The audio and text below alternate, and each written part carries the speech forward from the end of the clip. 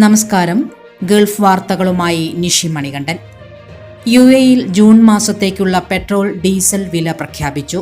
UAE ഇന്ധന വില നിർണയ സമിതിയാണ് പുതിയ നിരക്കുകൾ പ്രഖ്യാപിച്ചത്. സൂപ്പർ 98 പെട്രോളിന് 3.14 ദിർഹമാണ് പുതിയ വില. മെയ് മാസത്തിലേത് 3.34 ദിർഹമായിരുന്നു. സ്പെഷ്യൽ 95 പെട്രോളിന് 3.2 ദിർഹമാണ് ജൂൺ മാസത്തിലെ വില. മെയ് മാസത്തിലേത് 3.22 ദിർഹമായിരുന്നു. E+91 പെട്രോളിന് 2.95 ദിർഹമാണ് പുതിയ നിരക്ക്. മെയ് മാസത്തിലേത് 3.15 ദിർഹമായിരുന്നു.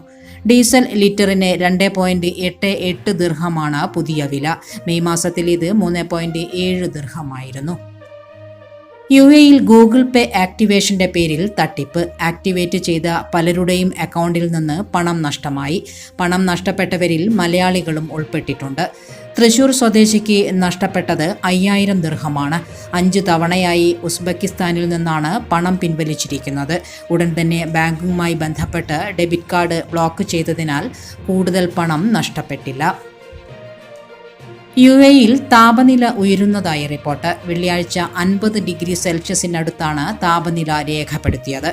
അലൈനിലെ റവ്ദ പ്രദേശത്താണ് 49.2 ഡിഗ്രി സെൽഷ്യസ് രേഖപ്പെടുത്തിയതെന്ന് ദേശീയ കാലാവസ്ഥാ നിരീക്ഷണ കേന്ദ്രം അറിയിച്ചു. രാജ്യത്തിന്റെ മറ്റ് ഭാഗങ്ങളിലും താപനില ഉയരുകയാണ്. അതേസമയം കുവൈത്തിൽ ചൂട് ഉയർന്നതോടെ തൊഴിലാളികൾക്കുള്ള ഉച്ചവിശ്രമ നിയമം പ്രാബല്യത്തിൽ വന്നു. രാവിലെ 11 മുതൽ വൈകിട്ട് 4 വരെയാണ് ഉച്ചവിശ്രമം അനുവദിച്ചിട്ടുള്ളത്. ഓഗസ്റ്റ് 31 വരെ നീളുന്നതാണ് ഉച്ചവിശ്രമ നിയമം. ഇൻഡോർ തീം പാർക്കായ മോദേഷ് വേൾഡ് ഈ മാസം 21 തുറക്കും. വേനൽ അവധിക്കാലം ആഘോഷിക്കാൻ സീനുകളിൽ മാത്രം കണ്ടുപരിചയമുള്ള കാർട്ടൂൺ കഥാപാത്രങ്ങൾ ഇത്തവണയും കുട്ടികൾക്കായി ഒരുക്കിയിട്ടുണ്ട്. സമ്മർ സർപ്രൈസിന്റെ ഭാഗമായി ദുബായ് വേൾഡ് ട്രേഡ് സെന്ററിൽ ഒരുക്കുന്ന പാർക്കിൽ ഒട്ടേറെ വിനോദ പരിപാടികളാണ് കുട്ടികളെ കാത്തിരിക്കുന്നത്.